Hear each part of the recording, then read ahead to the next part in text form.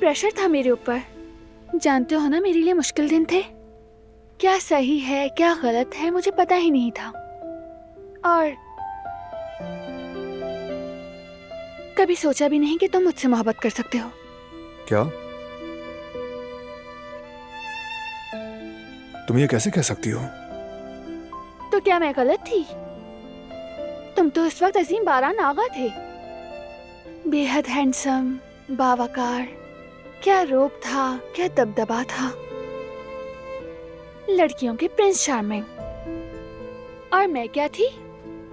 एक मामूली सी आम से मोहल्ले की लड़की। तुम मुझसे क्यों मोहब्बत करोगे? और तुम्हारी शादी तो मुझसे मजबूरन हुई थी। मैं कभी यकीन भी नहीं कर सकी कि तुम मुझसे प्यार करोगे। इसीलिए हमेशा भागती रही तुमसे। मुझे देखो, तुम दिलान दमीर हो। एक ऐसी औरत जो अपने कदमों पर खड़ी है, यूनिवर्सिटी से पढ़ाई की और मास्टर्स डिग्री के लिए स्कॉलरशिप तक हासिल की। अक्लमंद, खूबसूरत, दिल में